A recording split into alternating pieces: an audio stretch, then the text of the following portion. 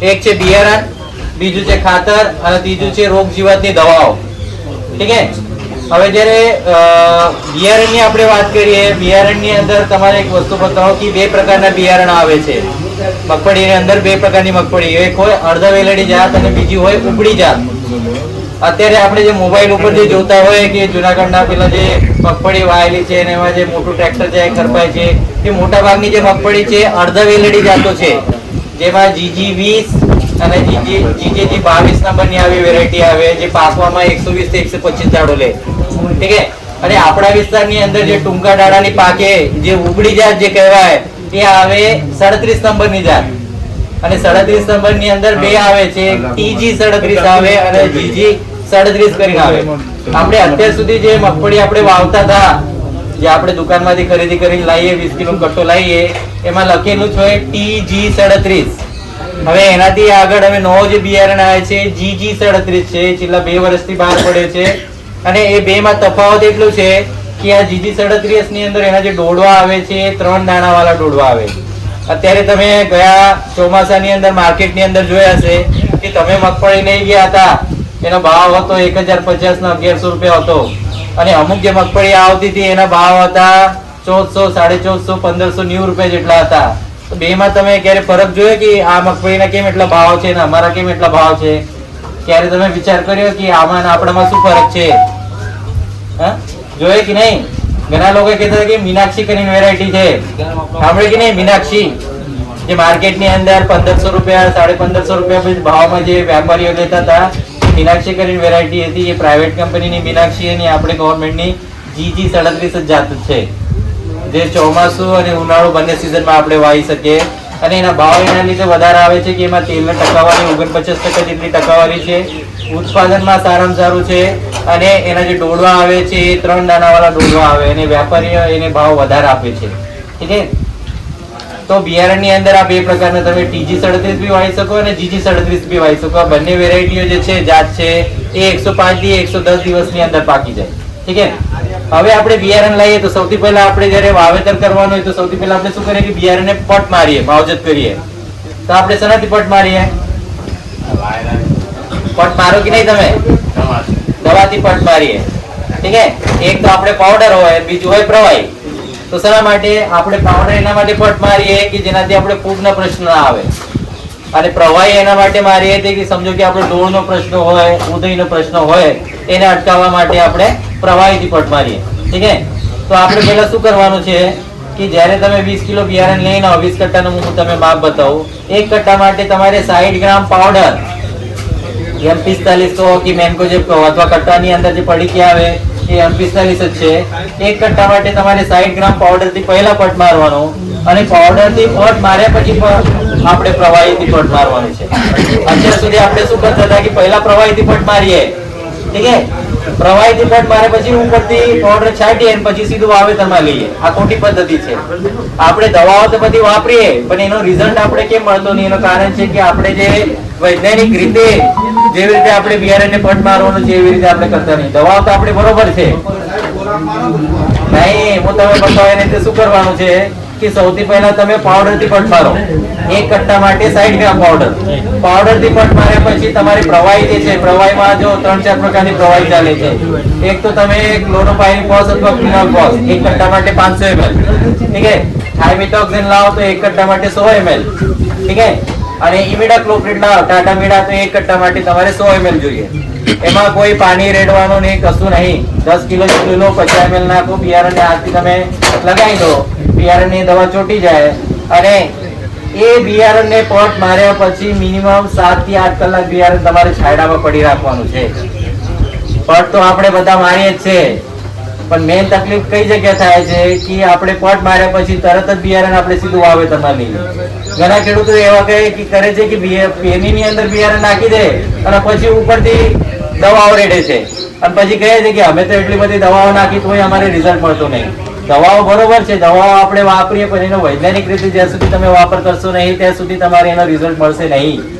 તો આપણે શું કરવાનું છે કે જ્યારે પહેલા પાવડરથી પટ માર્યો પછી તમે પ્રવાહીથી પટ માર્યો, પ્રવાહીથી પટ માર્યા પછી મિનિમમ 7 થી 8 કલાક બિયારણ તમારે આવું છાડાની અંદર સુકાવવાનું છે. એનો ડગો નહીં કરવાનો, આમ પાથરી દેવાનો. સુકાઈ જાય અને પછી એને બીજા દિવસે તમે વાવેતરમાં લઈ શકો. સમજો કે કાલે સવારે આપણે વાવેતર કરવાનું છે તો આજ બપોર પછી પણ તમે પટ મારી શકો. કદાચિત એવું થાય કે તમે પટ મારી અને કાલે સવારે વરસાદ આવી જાય તો 2 થી 3 દિવસ સુધી દાણાને કશું થાય નહીં. દાણા ફક્ત તમારે બેગ ની અંદર ભરી નહીં રાખવાનો, એક જગ્યાએ ઢગો કરી અથવા કોથળીની અંદર ભરી તમારે મોડો ખુલ્લો કરીને રાખવાનો, તો તમે એને 3-4 દિવસ સુધી બિયારણ તમે વાવવામાં લઈ શકો. ઠીક હે? તો એ પદ્ધતિથી તમે કરશો તો શું થાય, આપણે મગફળી ઉતરવાનો પ્રશ્ન, કે આપણા અહીંયા 2 સૌથી મોટા પ્રશ્ન છે. એક તો મગફળી ઉતરવાનો, એ ચોમાસામાં બી હોય અને ઉનાળામાં બી હોય, અને બીજો એક પ્રશ્ન છે કે ડોળનો અને ઉદયનો. આપણે ઘણા વખત એવું લાગે છે કે મગફળી ઉતરે છે અને આપણે એવું લાગે છે આ ફૂગના લીધે ઉતરે છે, પણ અમુક ટાઈમ એવો કે ફૂગ નહીં હોય, એ ડોળ હોય. તો ફૂગના લીધે ઉતરે અને ડોળના લીધે કઈ રીતે મગફળી ઉતરે, બેમાં પહેલા તફાવત તમારે સમજી લેવાનો. જ્યારે મગફળી ફૂગના લીધે ઉતરે છે તો એ કોઈ ટાપુ હોય અથવા છૂટક છોડ હોય, પણ જ્યારે ડોળના લીધે મગફળી ઉતરતી હોય તો એ સળંગ લાઈનમાં દેખાય. તમારે એક લાઈનનો લાઈન અથવા એક ટાપુનો ટાપુ જે છે ને એ સુકાઈ જશે. અને એવું નહીં હોય કે એક છોડ અહીંયા છે ને એક છોડ ત્યાં છે ને એવું છૂટક છોડ નહીં દેખાય. એક આખો ટાપુ સુકાઈ જાય અથવા છોડને તમે ખેંચશો તો તરત છોડ હાથમાં આવી જાય. એનો મૂળ તમારો કાળો નહીં દેખાશે, પણ મૂળ એનો કપાયેલો દેખાય. તમે ખોદીને જોશો તો તોય તમારે ડોળ દેખાય નહીં, ડોળ તો એક ફૂટ ઊંડો હોય. જ્યારે આપણે પાણી આપીએ ને એ ભેજના લીધે ડોળ ઉપર આવી જાય, મૂળ એને કાપી નાખીએ અને સળંગ લાઈનમાં જે છોડ હોય એનો મૂળ કાપતા એ આગળ જાય છે. હવે મૂળ કાપે તો તરત જ છોડ સુકાય નહીં, એ તો બીજા દિવસે અથવા ત્રીજા દિવસે આપણે છોડ દેખાય સુકેલું. પછી આપણે જયારે કાઢીએ અને ખોદવા જાવ તો ત્યાં ડોળ નહીં હોય, ડોળ તો 1 મીટર 2 મીટર આગળ નીકળી ગઈ હોય. ઠીક હે? અને એ તમારે જોવાનું હશે તો બેમાં તફાવત પેલા જોવાની કે કાળી ફૂગનો પ્રશ્ન હોય તો એના નળ ઉપર કાળા કલરની રીંગ થયેલી હશે, કાળો થયેલો હશે, અથવા મૂળ એનો સડી ગયો હશે. ઠીક હે? એ કાળી ફૂગનો પ્રશ્ન છે. અને મૂળ કપાઈ ગયો હશે, એનો છોડ સુકાતો હશે, એનો સળંગ લાઈનમાં આખો ટાપુ સુકાતો હશે તો સમજી લેવાનું એ ડોળની તકલીફ છે. ડોળ એવું છે ને કે ડોળ આપણા જમીનની અંદર જ છે, એ કોઈ બહારથી આવતી નહીં. હાલ તમે વરસાદ પડી ને, હવે આજેથી તમે સાંજે જોજો, રાતે કોક આ લાઈટ ચાલુ કરવાનો, એમાં મોટી એક જીવાત આવે 4 પગ વાળી મોટી, એ ડોળની નર અને માદા હોય. એ રાતના ટાઈમ આવે અને લીમડાના પત્તા ખાય છે. 2-3 દિવસ સુધી તમે રાતે ટોર્ચ મારી લીમડાનો છોડ જો તો રાતે કોક જીવાત છે ને લીમડાના પત્તા ખાતા હશે. સવાર જોશો ને એ ટોચ જે છે ને લીમડાની એના પત્તા ખાયેલા દેખાશે તમારે. પહેલી વરસાદ પડે એના પછી. હાલ વરસાદ પડી છે અને હવે જીવાતો નીકળશે અને એ પત્તા ખાયા પછી ડોળની જે જીવાતો છે પ્રજનન કરશે અને ખેતર ઉપર ઈંડો મૂકશે. ઈંડો મૂક્યા પછી 12 થી 15 દિવસ પછી એટલી ખીરી સફેદ કલરની જમીનની અંદર જીવાત દેખાશે. જે નાની જીવાતો હોય તો એ તો છોડને એટલે અડશે નહીં. ઠીક છે? એ તો જમીનની અંદર જે કચરો પડેલો એને ખાવાનું કામ કરે. પણ જયારે મહિના પછી ડોળ આટલી સાઈઝની થશે પછી તમે જોજો કે એની ખાવાની સ્પીડ એટલી હોય ને કે 4 થી 5 દિવસની અંદર તમારો અડધો વીઘો પ્લોટ જે છે ને સુકાઈ જશે. અને એના માટે શું હોય કે આપણે બીજ માવજત કરેલું પ્લોટ હોય તો તમારી આ ડોળની જે અડાસર છે, જે આપણે નહીં કીધું કે જે દવા મારી છે બિયારણ ઉપર, જે 7 કલાક બિયારણ દવા જે સુકાઈ ગઈ છે બિયારણ ઉપર, એ દવા આપણે 1 થી 1.5 મહિના સુધી કામ કરે છે અને એ જીવાતને મૂળ સુધી આવવા દેશે નહીં. અને આપણે દવા તો બરોબર વાપરીએ પણ તકલીફ કઈ જગ્યા થાય કે આપણે બિયારણ 6 થી 7 કલાક સૂકવા દેતા નહીં. આપણે બિયારણ તડકામાં નહીં, છાંયડામાં તમે સૂકવો અને પછી એને તમે વાવેતરમાં લો તો આપણે 50 થી 60% જેટલું એનું નિરાકરણ તમે મેળવી શકો. બીજું છે કે તમારે કાળી ફૂગનો પ્રશ્ન હોય તો એના માટે ઘણી બધી આપણે દવા વાપરીએ, પણ એના કરતા સારામાં સારી જે શીખવું પડે કે જે જૈવિક ફૂગો છે, જૈવિક વસ્તુઓ છે એનો આપણે વાપર કરવાનો. બીજું છે કે આપણા ઘરે કઈ કઈ વસ્તુ છે એના ઉપર બી આપણે ધ્યાન રાખવાનું. તમારા તબેલામાંથી જે મૂત્ર આવતો હોય પાછળ, જે તબેલા પાછળ ખાડાની અંદર ભેગો થતો હોય એનો આપણે કેમ ખેતરની અંદર ના વાપરી શકીએ? તમારે 200 લીટરની અંદર જે મૂત્ર ને પાણી મિક્સ થયેલું છે એમાંથી 25 થી 30 લીટર તમે 200 લીટર પાણીની અંદર મિક્સ કરીને દરેક પિયત વખતે તમે ફુવારાથી આપશો તો એ તમારે એમાં નત્ર તરીકે કામ કરે છે અને રોગને પણ અટકાવવાનું કામ કરશે. બીજું એક વસ્તુ છે કે ઘાટી છાશ. આપણે છાશ તો પીએ છીએ પણ વધેલી છાશ જયારે આપણે ઢોળી દેતા હોય તો તમે એને ભેગા કરાવો, એમાં તાંબાનો અથવા કોપરનો જે વાટકી ચમચી જે કોક એમાં નાખી દો અને એ છાશને તમે 15 થી 20 દિવસ સુધી સડાવો.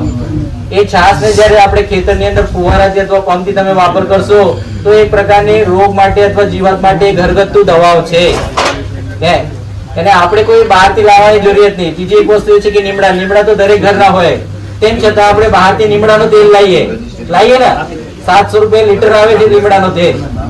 ઘરે તમે ઉનાળાની અંદર લીંબોળી ભેગી કરો, એને કૂટો, એને સડાવો, તો એમાંથી આપણે લીંબોળીનો આગ બનાવી શકીએ. અને લીમડાના પત્તા તમે લઈને તમે એને 10 થી 15 દાડા સુધી સડાવો ને, તો એનો જે લીમડાનો જે રસ છે એ આપણે ભેગા કરી તમે ખેતરની અંદર વાપરો, તો એને આપણે રોગ જીવાત તરીકે કામ લઈ શકીએ. વસ્તુ આપણા ઘરે ઘણી બધી છે, પણ શું થાય કે હવે આપણે મહેનત કરવા માંગતા નહીં, દુકાનની અંદર જે રેડીમેડ વસ્તુઓ છે એ પૈસા ખર્ચા કરીને આપણે લાવીએ છીએ, એના લીધે આ ખેતીની અંદર ખર્ચો વધ્યો છે. દિવસે દિવસે તમે જો કે ખાતરના ભાવ વધે છે, દવાઓના ભાવ વધે છે, બિયારણના ભાવ એટલા વધી ગયા છે. બિયારણ પેલા 2200 રૂપિયાનું આવતું હતું મગફળીનું બિયારણ, હાલ તમે લેવા જાઓ 2800-3000 રૂપિયાનું બિયારણ છે કે નહીં? 20 કિલો બિયારણ તમારે 2800-3000 રૂપિયાનું બિયારણ આવે છે. મને તમે એટલા બતાવો કે આપણે કેમ ઘરગથ્થુ બિયારણ ના વાપરી શકો ઘરનું? તમે જે ગયા ચોમાસાનો જે ડોડવા છે કાઢેલા, એમાંથી હારા વજન વાળા તમે એક બેગ ની અંદર ભરી નાખો, એમાં સેલ્ફોસ ની પડીકી આવે નાખી દો, અને બેગ ને ઘરે તમે મૂકી દો. એનું એ બિયારણ ફોલી તમે આવતા વર્ષે ચોમાસાની અંદર તમે વાપરી શકો. આપણે ડોડવા વેચવા જાઓ 1 મણ તો કેટલા રૂપિયા મળે છે? 1000 રૂપિયા, 1100 રૂપિયા મળે છે. ઠીક છે? અને 30 કિલો બિયારણ માટે તમારે 30 કિલો બિયારણ માટે મિનિમમ તમારે 1.5 મણ જેટલો દોડવા જોઈએ. એને કેટલા 1500-1600 રૂપિયાના દોડવા જોઈએ. તો 30 કિલો દોડવામાંથી આપણે 20 કિલો બિયારણ મળે છે, અને એ 30 કિલો દોડવા તમે વેચવા જશો તો તમારે 1500-1600 રૂપિયા મળે, અને એ દાણા 20 કિલો ખરીદવા જાઓ તો તમારે 2800 રૂપિયા આપવું પડશે. તો એમાં તો 600-700 રૂપિયા આપણે ઘરના ઘરે ના બચાવી શકીએ. ફોલવાના તમારે એક કટ્ટાના ભાવ હોય 80 રૂપિયા 100 રૂપિયા હોય. તો જરૂર નહીં કે તમારે દર વખતે બહારથી બિયારણ લાવો. એક વખતે તમે બિયારણ સારામાં સારું લાવો તો એ બિયારણ તમે 2 વર્ષ સુધી વાપરી શકો. પછી ત્રીજા વર્ષે પછી નવો બિયારણ લઈ એના ડોડવા તમે ઘરે મૂકીને આવતા વર્ષે ફરી ફોલાઈને તમે વાવેતરમાં લઈ શકો. જો વસ્તુ એવી છે કે ઘણી બધી વસ્તુ આપણે ઘરગથ્થુ છે, પણ એ વસ્તુ આપણે કરવા માંગતા નહીં. અને ખેતીમાં હવે દરેક મોટા ભાગના ખેડૂતોને એ જ પ્રશ્ન છે કે ખર્ચો કઈ રીતે ઘટાડવાનો. ઉત્પાદન વધારે તમે કેટલું વધારી શકો? 10%-20% સુધી. કોઈ ડબલ તો ઉત્પાદન નહીં કરવાનું. તો કે જે જગ્યાએ 40 બોરી મળતી એ કે તો તમે 80 તો નહીં થઈ જવાનું છે. પણ જે ખર્ચો જે છે અત્યારે કે આપણે 1 હેક્ટર ની અંદર 40,000 રૂપિયા જેટલો ખર્ચો થાય છે, 40-45,000 રૂપિયા મગફળીમાં ખર્ચો થાય, એને તો આપણે 50% સુધી તો ઘટાડી શકીએ ને. કે તો આપણે બે સાઈડે ધ્યાન રાખવાનું છે કે એક તો ઉત્પાદન બી વધારવાનું છે અને એક ખર્ચો બી ઘટાડવાનો છે. ઠીક છે? તો એ વસ્તુ ધ્યાનમાં લઈને આપણે ખેતી કરાવો તો ખેતીમાં આપણે ઘણો આગળ જઈ શકીએ. બાકી જે ચીલા ચાલુ જે ખેતી છે એમાં તો ખર્ચો એટલો બધો છે કે હવે ખેડૂતોને પોસાય નહીં, અને ખેડૂતોએ હવે તો ખરેખર એમ થાકી ગયા છે. કે આપણે શું છે કે વૈજ્ઞાનિક રીતે જ્યાં સુધી તમે ચાલશો નહીં ત્યાં સુધી તમે ખેતીમાં મળવાનું નહીં. અને દરેક મિત્રો, ખેડૂત મિત્રોને હું એ જ કહું છું કે આપણે વૈજ્ઞાનિક રીતે દરેક વસ્તુની માહિતી લઈ પછી તમે વાવેતરમાં ઉતરો તો શું થાય કે આગળના આવનારા પ્રશ્નોને આપણે અટકાવી શકીએ અને આગળના જે થવાના ખર્ચો છે એને અટકાવી શકીએ. હવે આપણા સાહેબો આવી ગયા છે, આપણે પ્રોગ્રામ ચાલુ કરીએ. તો